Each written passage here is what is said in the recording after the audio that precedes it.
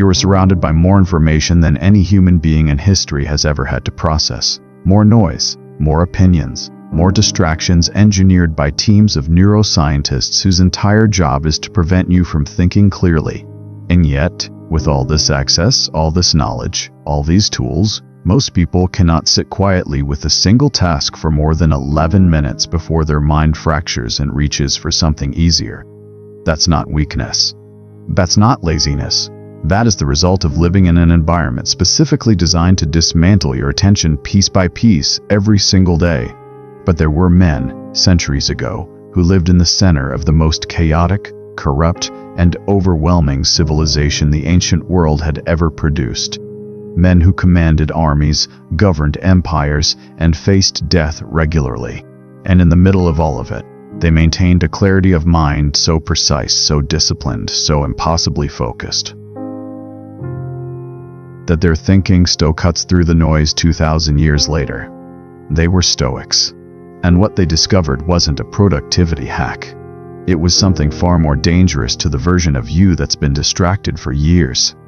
Here is the uncomfortable truth nobody talks about when the word focus comes up. Focus is not a skill you lack. It is a state you have been systematically conditioned to avoid. Think about the last time you sat with something difficult, a hard problem, a meaningful project, something that required real depth from you.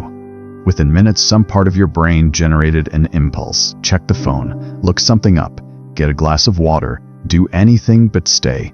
That impulse is not random. It is the result of years of conditioning. Each scroll, each notification, each rapid switch between apps that has slowly retrained your nervous system to associate depth with discomfort and distraction with relief.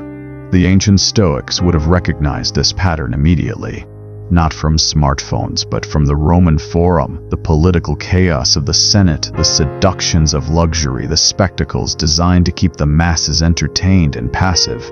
Seneca, writing nearly 2,000 years ago, warned his friend Lucilius about something he called the crowd. Not just the physical crowd of people, but the internal crowd of competing impulses, borrowed opinions, and mental noise that prevents a person from ever truly thinking their own thoughts. He wrote, "Recede into ipsi, withdraw into yourself, not as an act of isolation, as an act of reclamation." And that is what this video is about. Not 10 tips, not a life hack, but a complete reclamation of the mental territory that has been slowly colonized by the modern world. These 10 Stoic habits are not comfortable. They will not make you feel immediately productive. But if you apply them with patience and honesty, something will shift. Not in your calendar, not in your routine, in the quality of your attention itself. Let's begin. Habit 1. The morning silence ritual. Before the world gets to you, you need to get to yourself. Most people's mornings look like this. The alarm sounds, the phone is already in hand, and within 30 seconds, the mind has already ingested news, messages, and social media, absorbing everyone else's reality before establishing its own. By the time you've had breakfast, you are already living inside a borrowed version of the day. Marcus Aurelius woke before dawn every morning, not to meditate in the modern Instagram sense. He woke to think, to write, to prepare himself for the day the way a soldier prepares before battle, methodically, without illusion, with complete honesty about what was coming. His Meditations, one of the most powerful documents in human history, was never meant to be published. It was a private journal, morning pages written by the most powerful man in the known world, reminding himself what he actually believed, who he actually wanted to be. Why does this matter for focus? Because neuroscience now confirms what the Stoics intuited. The first 90 minutes after waking are a period of heightened neuroplasticity. Your brain is literally more receptive to new patterns of thought during this window. What you expose your mind to during this time has an outsized influence on how your neural networks organize themselves for the rest of the day. If the first input is anxiety-inducing news and social comparison, your nervous system enters a low-grade threat state. From there, deep focus is neurologically difficult to access. You are not being lazy. You are fighting your own biology. The Stoic morning ritual is simple but demanding. Wake. Sit in silence for a minimum of 10 minutes. Not scrolling, not planning, not even meditating in any formal sense. Simply sitting with the day before it begins. Then ask yourself 3 questions. Marcus Aurelius essentially asked himself every morning, what could go difficult today, and how will I meet it with reason, not reaction? What am I here to do today? Not what's on the calendar, but what actually matters. What kind of person do I want to be when this day ends? These questions don't take long, but they create something critical: intention. And intention is the foundation upon which all meaningful focus is built. The morning sets the frequency.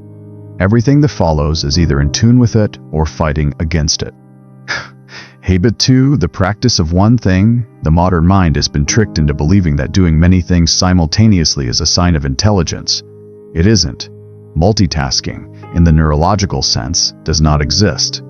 What you are actually doing when you multitask is rapidly switching your attention between tasks, and every time you switch, you pay what researchers call a cognitive switching cost.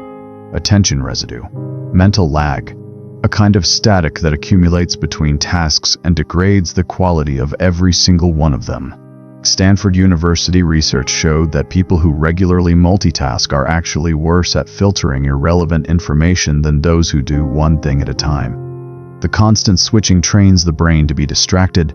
The Stoics called the undivided application of mind to a single object prososche, self-attention, inner vigilance. It was considered not just a productivity strategy, but a philosophical virtue, a form of respect for the work, for the time, and for yourself. Epictetus, born a slave, who became one of the most admired philosophers in Rome, said something that seems almost provocative today: never try to do many things at once. He didn't mean this as a time management tip. He meant it as an ethical stance. When you scatter your attention across 10 things, you are implicitly saying that nothing deserves your full presence, and a life lived without full presence is, by Epictetus's measure, a life half lived. Here is the habit. Every day, identify one task, just one, that constitutes your most important work. Not the most urgent, not the most comfortable, the most important. Then protect a block of uninterrupted time, minimum 90 minutes, to give that task everything you have. No tabs, no notifications, just quickly checking, nothing. The first few times you try this, the discomfort will be real. Your mind will generate reasons to stop. This is not distraction. This is resistance, and resistance, as any serious artist or thinker will tell you, is the signal that you are doing something that matters. Push through it. The ability to hold your mind on one thing, fully, deeply, without escape, is rare in this world. It is increasingly rare, which means it is increasingly valuable. Habit 3, voluntary discomfort. This one is going to sound strange, but stay with it, because this might be the most counterintuitive habit on this list, and it might also be the most powerful. The Stoics practiced something they called premeditatio malorum, the premeditation of adversity. But there was a related practice that went even further. They deliberately made themselves uncomfortable, not for punishment, not for suffering, for training. Seneca would occasionally wear simple clothes and eat plain food, the kind of meal a servant would eat, for days at a time. He was one of the wealthiest men in Rome. He didn't need to do this, but he chose to, because he understood something that most people in every era consistently miss. Comfort makes you fragile. Not physically fragile, mentally fragile. When your mind is conditioned to expect ease, difficulty becomes unbearable. The smallest friction, a slow internet connection, a tedious task, an uncomfortable chair, becomes a reason to stop, to check out, to escape. Your capacity for focus is directly proportional to your capacity to tolerate discomfort. This is not a metaphor. It is neurological. The brain's dopamine system, the system responsible for motivation, drive, and reward, actually recalibrates based on what level of stimulation it expects. If you train it on constant low-effort, high-stimulation input, social media, fast food content, instant gratification, then real work, slow, deep, demanding, registers as painful by comparison. The fix is not willpower. The fix is recalibration. The habit is simple. Every day, do at least one thing that is uncomfortable on purpose. A cold shower, a long walk without headphones, sitting with boredom, fasting for a meal, choosing the harder path when an easier one is available. You are not doing this to prove something. You are doing it to send a message to your own nervous system, a signal that says, difficulty is not a threat. Discomfort is not an emergency. We can stay. When that message lands, when your body trusts that discomfort will not destroy you, your capacity to sit inside difficult, demanding, meaningful work expands dramatically. This is how the Stoics forged focus. Not through motivation, through conditioning. Habit 4. The discipline of what you allow in. Imagine your mind as a room. A quiet, well-lit room where real thinking can happen. Now imagine that every app on your phone has a key to that room. Every news notification, every trending topic, every algorithmically recommended outrage can walk in whenever it wants and rearrange the furniture while you're trying to work. That is your current situation. Marcus Aurelius wrote, "The things you think about determine the quality of your mind." He was not speaking poetically. He was describing a mechanism. Whatever you repeatedly feed your attention shapes the architecture of your thinking over time. The Stoics were extraordinarily deliberate about what they allowed to enter their minds. Not because they were afraid of the world, but because they understood that the mind is a garden, and a garden without a gate grows whatever the wind carries in. Modern behavioral science now confirms this in striking detail. A 2019 study by researchers at the University of Pennsylvania found that reducing social media usage to 30 minutes per day led to significant reductions in anxiety, depression, and FOMO. But more relevantly for our purposes, participants reported a measurable improvement in their ability to concentrate on tasks that required sustained attention. The content you consume is not neutral. It is programming. The habit here is what I call the intentional gate. Before you open any app, any website, any media, pause for 3 seconds and ask, did I choose to open this, or was I pulled here by habit, anxiety, or boredom? That 3-second pause is a tiny act of sovereignty. But practice consistently, it begins to interrupt the autopilot loop that has been running your information diet for years. And slowly, over days and weeks, you will notice something. The room in your mind gets quieter, the furniture stops moving, and the quality of thought that becomes available inside that silence, that is where real focus lies. Habit 5. Evening examination. Most days end the same way. Exhausted, distracted, you fall into the bed or the couch and let the evening consume itself in passive consumption. Tomorrow, you will start again, and again. But the Stoics recognized that a day without examination is a day that teaches you nothing. Seneca wrote, "When the light has been removed and my wife has fallen silent, I examine my entire day, not as judgment, as inquiry.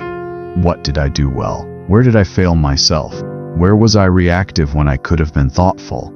Where did I surrender my attention to something unworthy of it?" This nightly review was not self-criticism. It was Stoic autopsy, a calm, honest, non-punishing examination of how the day was actually lived versus how it was intended to be lived. Here is why this dramatically improves focus.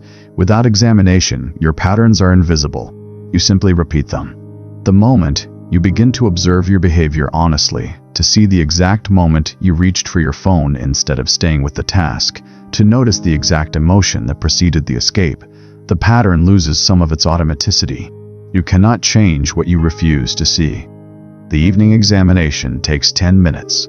No journal required, though many people find writing sharpens the process. Simply ask, where did my attention go today?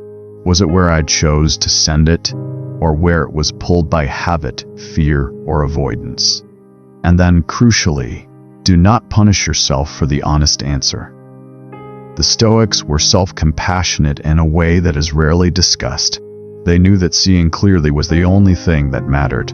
Guilt without insight is useless. Insight without guilt is power. The loop of morning intention and evening examination creates what psychologists call a closed feedback cycle, the same mechanism that elite athletes use to improve performance. You set a direction, you execute, you review, you adjust. Day after day, week after week. It is quiet, unglamorous, and it will change you. CAPP 6 Memento Mori, letting death sharpen your focus. I want to talk about death, not morbidly, not dramatically, but practically, the way the Stoics talked about it. Because nothing clarifies what deserves your attention like honestly reckoning with the fact that your time is finite. Every great Stoic thinker returned to this theme. Marcus Aurelius wrote about it obsessively. Seneca dedicated entire letters to it. They were not fascinated by death because they were pessimists. They were obsessed with it because it was the sharpest tool available for cutting through what didn't matter. The Latin phrase is memento mori. Remember that you will die. When Marcus stood at the height of his power, emperor of an empire that stretched across much of the known world, surrounded by people who would never tell him no, he reminded himself daily that he was mortal, that everything he saw, owned, and ruled was temporary. Not to make him feel small, to prevent him from wasting what little time he had on things that didn't deserve it. Here is the focus application when you find yourself unable to begin a task or endlessly distracted or caught in the loop of planning without doing. Ask yourself this single question. If I had 1 year left to live, would I give this hour the same quality of attention I'm giving it right now? This is not a morbid exercise. It is a precision instrument. Research in existential psychology, particularly the work emerging from terror management theory, shows that confronting mortality reduces what psychologists call ego-protective behaviors. The need to look busy rather than be productive. The need for constant validation. The compulsive checking of metrics and feeds. When death becomes real to you, not as an abstract concept but as a lived awareness, you stop performing and start doing. The distraction that seemed so urgent 5 minutes ago suddenly reveals itself as exactly what it is, a way of avoiding the only thing that will matter when you look back. You don't need to do anything dramatic. Simply, once a day, perhaps in the morning or evening, hold this thought for 30 seconds. This day will not come again. What will I do with it? That 30 seconds practiced with honesty is worth more than any productivity system ever designed. Habit 7. The art of saying no. Somewhere along the way, the culture decided that busyness was a virtue, that a full calendar was evidence of importance, that saying yes to everything was generosity, and saying no was selfishness. The Stoics thought this was exactly backwards. Seneca, in one of his sharpest observations, wrote, Omnia aliena sunt, tempus tantum nostrum est. Everything is alien to us, only time is truly ours. To give your time to something unworthy is not generosity. It is, by the Stoic measure, a form of self-abandonment. Think about what your attention actually is. It is not a resource. It is your life. Every hour you spend in distraction, in meetings that accomplish nothing, in conversations that drain without nourishing, that is an hour that no longer belongs to you. It is gone. And the self who might have done something meaningful with it is quietly diminished. Your focus is not the problem. Your commitments are. Here is the habit. Before you agree to anything, any request, any invitation, any obligation, pause and ask, does this serve the work or person I am trying to become? If the answer is genuinely yes, commit fully. If the answer is no, or even, maybe, I suppose, it would be rude not to. That is the moment to practice the most Stoic word in the language, no. Not with hostility, not with long explanations or apologies. Simply, cleanly, I can't commit to that right now. You do not owe anyone an elaborate justification for protecting your attention. This is harder than it sounds. Most people are afraid that saying no will cost them relationships, opportunities, reputation, and sometimes, in the short term, it does create friction. But the Stoics had a term for this concern, allotrion, things that belong to others. The opinions others hold of you are not yours to control. What is yours, and only yours, is how you direct your time and mind. Say no more.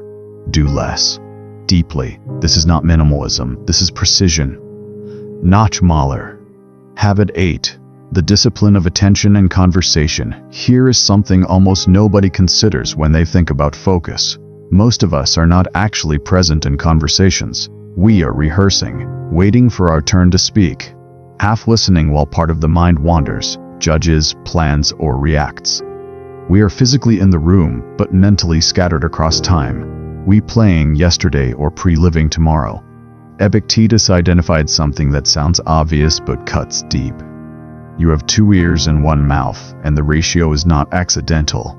The Stoics practiced what they called ekphrases in the broader sense, the full, undivided rendering of your attention to the person or thing in front of you, not just as a social courtesy, as a practice of discipline, because the mind that cannot be fully present in a simple conversation will not suddenly become fully present when it matters. Attention is not a switch, it is a muscle, and it responds to training. Every conversation where you practice full presence, where you genuinely listen, where you resist the impulse to check your phone or formulate your response before the other person is finished, is a rep. You are training the part of your brain responsible for sustained attention. Research in cognitive neuroscience backs this beautifully. Deep listening activates the prefrontal cortex, the seat of executive function, reasoning, and focused attention, in ways that parallel other focused cognitive tasks. The same neural pathways that allow you to listen deeply to a person are the ones that allow you to think deeply about a problem. This week, in at least 1 conversation per day, set your phone face down and out of reach. Make eye contact. Listen to understand, not to respond. Notice how strange and difficult this initially feels. Notice how rarely you actually do it. That strangeness is the sensation of atrophied attention waking up. Notch Morii. 9. Physical discipline as mental foundation. The Stoics were not philosophers who sat in comfortable chairs thinking beautiful thoughts. They were physical, demanding, deliberately hard on their bodies in ways that made the mind harder too. Musonius Rufus, sometimes called the Roman Socrates and the teacher who shaped Epictetus himself, argued that physical discipline was not separate from philosophy. It was philosophy. That the relationship between body and mind was not metaphorical but literal. That a body allowed to become soft would gradually produce a mind that was soft as well. Modern neuroscience has vindicated this position completely. Aerobic exercise, practiced consistently, increases the production of BDNF, brain-derived neurotrophic factor, which researchers have described as fertilizer for the brain. BDNF promotes the growth of new neural connections, improves the efficiency of prefrontal cortex function, and has a measurable positive effect on attention span and cognitive control. Put simply, people who exercise regularly are neurologically better equipped for sustained focus than those who don't. Not slightly better, significantly better. But the Stoic insight goes deeper than the biology. When you train your body through difficulty, when you run past the point of comfort, when you lift something heavy, when you hold a physically challenging position, you are teaching your nervous system a lesson that transfers directly to mental work. Discomfort is not a signal to stop. It is a signal that something worth doing is happening. That lesson is priceless. The habit is non-negotiable, and non-negotiable simple. Move your body with real effort for at least 30 minutes per day. Not a gentle walk while listening to a podcast. Something that demands your physical presence. Something that is, at points, genuinely difficult. The focused mind you are trying to build sits inside a body. That body is either an asset or a liability. The Stoics chose to make it an asset, deliberately, daily, without excuses.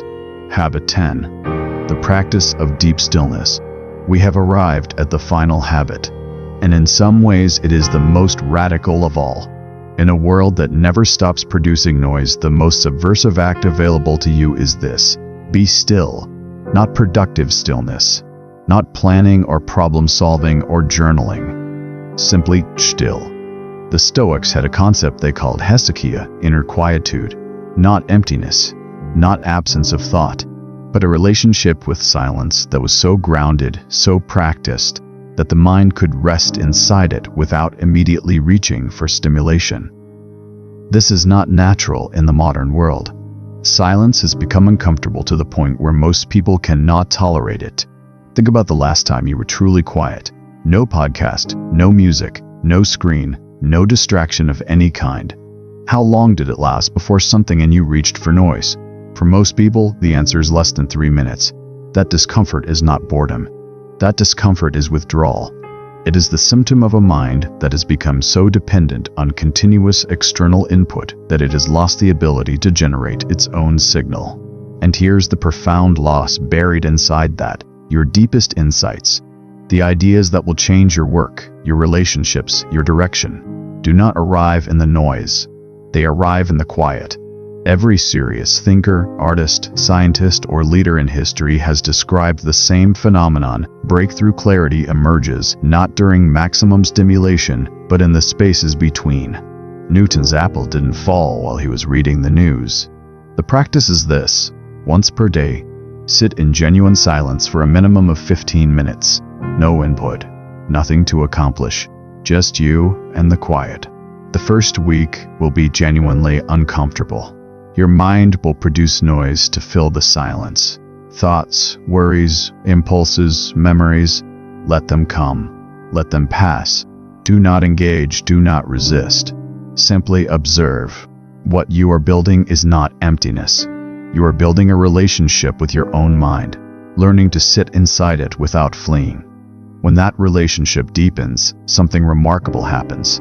The scattered, reactive, distraction-prone mind you have lived inside for years begins to settle, like sediment in disturbed water.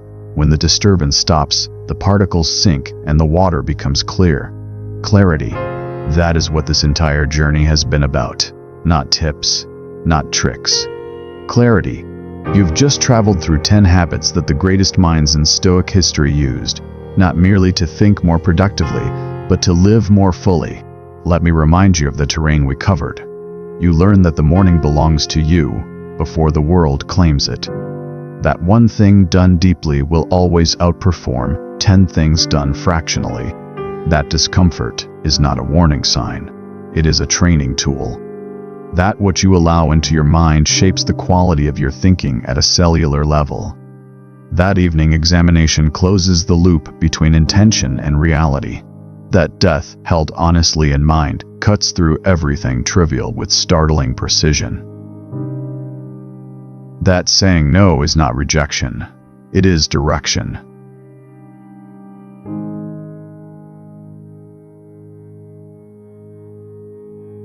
That presence in conversation trains the same neural pathways that produce depth in work. That the body is not separate from the mind. It is the vessel that either enables or limits it. And that silence, true, unhurried silence, is not emptiness.